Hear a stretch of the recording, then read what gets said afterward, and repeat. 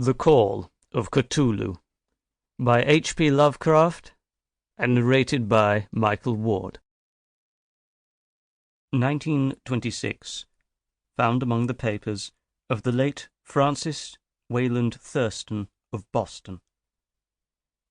Of such great powers, or beings, there may be conceivably a survival of a hugely remote period when consciousness was manifested, perhaps in shapes and forms long since withdrawn before the tide of advancing humanity, forms of which poetry and legend alone have caught a flying memory, and called them gods, monsters, mythical beings of all sorts and kinds.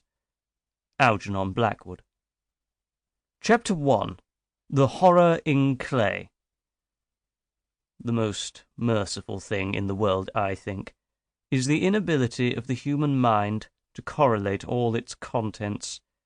We live on a placid island of ignorance, in the midst of black seas of infinity, and it was not meant that we should voyage far.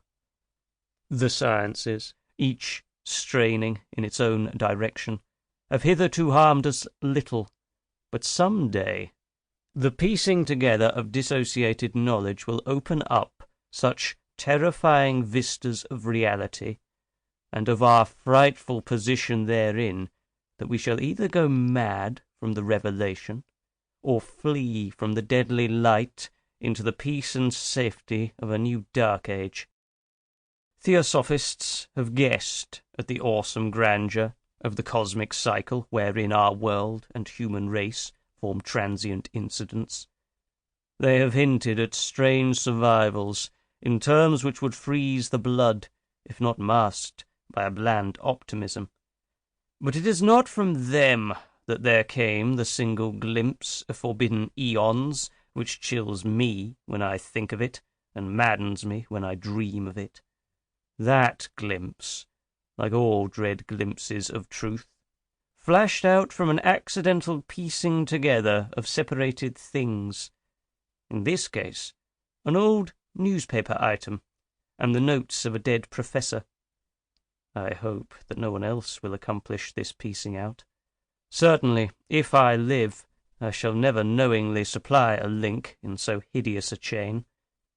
I think that the professor, too, intended to keep silent regarding the part he knew, and that he would have destroyed his notes had not sudden death seized him.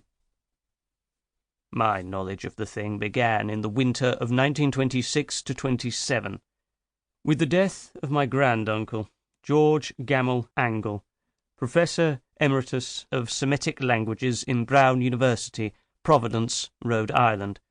Professor Angle was widely known as an authority on ancient inscriptions, and had frequently been resorted to by the heads of prominent museums, so that his passing at the age of 92 may be recalled by many. Locally, interest was intensified by the obscurity of the cause of death. The professor had been stricken whilst returning from the Newport boat, falling suddenly, as witnesses said, after having been jostled by a nautical-looking man who had come from one of the queer dark courts on the precipitous hillside which formed a shortcut from the waterfront to the deceased's home in Williams Street. Physicians were unable to find any visible disorder, but concluded after perplexed debate that some obscure lesion of the heart, induced by the brisk ascent of so steep a hill by so elderly a man, was responsible for the end. At the time, I saw no reason to dissent from this dictum, but latterly I am inclined to wonder, and more than wonder. As my granduncle's heir and executor, for he died a childless widower, I was expected to go over his papers with some thoroughness, and for that purpose moved his entire set of files and boxes to my quarters in Boston. Much of the material which I correlated will be later published by the American Archaeological Society. But there was one box which I found exceedingly puzzling. Sample complete. Ready to continue?